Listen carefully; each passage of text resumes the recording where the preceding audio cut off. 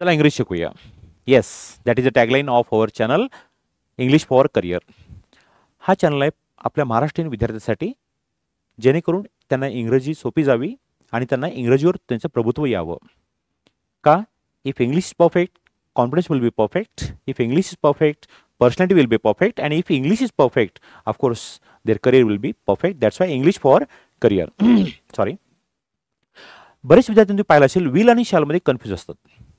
Will कुठे वापरायचं, शाल कुठे वापरायचं. आणि आजच्या व्हिडिओमध्ये पाहणार आहोत की विल कुठे वापरायचं, शाल कुठे वापरायचं विदाऊट कन्फ्युजन. कारण तुम्ही पाहिलं असेल आपल्या बऱ्याचशा वाक्यामध्ये 10 पैकी 8 वाक्यामध्ये विल आणि शाल असतं, आणि त्यासाठी आपल्याला ते कळायला पाहिजे की विल आणि शाल कुठे वापरायचं. पाहूया.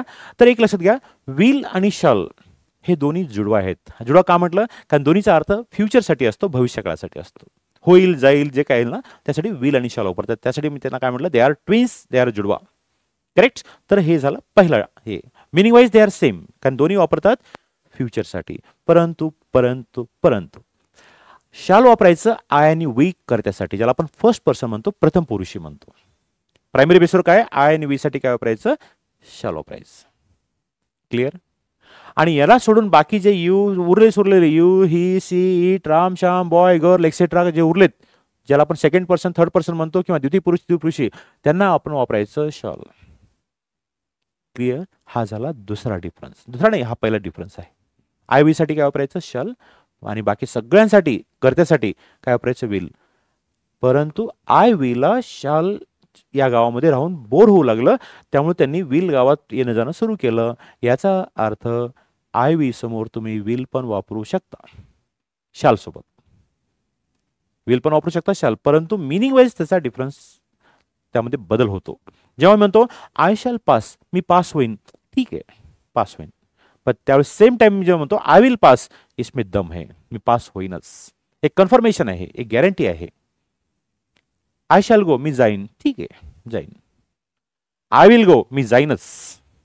जसं आपली साधवर्ण असतं आणि तडका असतो, तसा फरक आहे दोघांमध्ये. साधवर्ण म्हणजे कोण, शाल, आणि तडका म्हणजे कोण, विल. मी डॉक्टर होईन, आय शॅल बिकम डॉक्टर, ठीक आहे.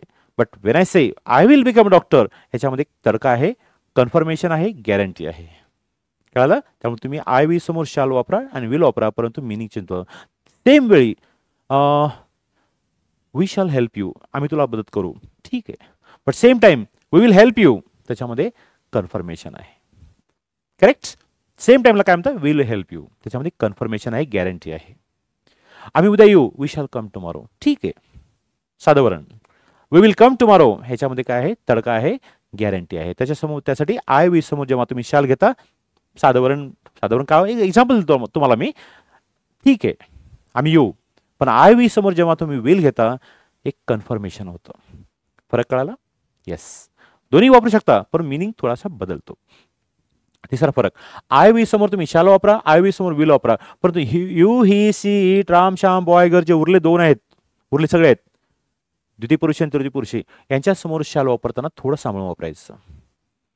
जर तुम्ही म्हटलात यू विल कम टुमॉरो, तू उद्या येशील, ठीक आहे, उद्या येशील, भविष्यकाळ. यू शॅल कम टुमॉरो, तुला उद्या यायला हवं, ह्याच्यामध्ये एक सक्ती आहे, एक लोड आहे. जेव्हा मी म्हणतो ही विल बिकम डॉक्टर, तो डॉक्टर होईल, ठीक आहे. ही शॅल बिकम अ डॉक्टर, त्याला डॉक्टर व्हायला पाहिजे, ह्याच्यामध्ये थोडी सक्ती आहे, एक सक्ती, एक कर्तव्य आहे. Yes. She will come tomorrow, ती उद्या येईल, ठीक आहे. शी शॅल कम टुमॉरो, तिला उद्या यायला हवं, एक सक्ती आहे. त्यामुळं सहसा याच्या समोर शॅल टाळावं.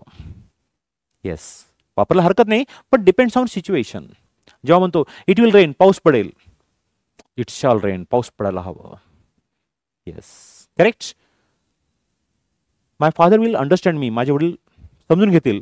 त्याचवेळी my father shall understand me, माझ्या वडिलांनी तुम्हाला समजून घ्यावं, एक सक्ती आहे ती, जी आपण सहसा वापरत नाहीये. त्याच्यामुळे सहसा याच्यासमोर शॅल वापरताना सांभाळून. हे झाला तिसरा डिफरन्स. चौथा डिफरन्स, आय वी समोर तुम्ही दिवसभर विल वापरा, नो इश्यू. परंतु आय वी सोबत क्वेश्चन तयार करताना तुम्हाला शॅलच वापरावं लागतं. तुम्ही असं म्हणू शकत नाही विल आय कम टुमॉरो, नाही, शॅल आय कम टुमॉरो.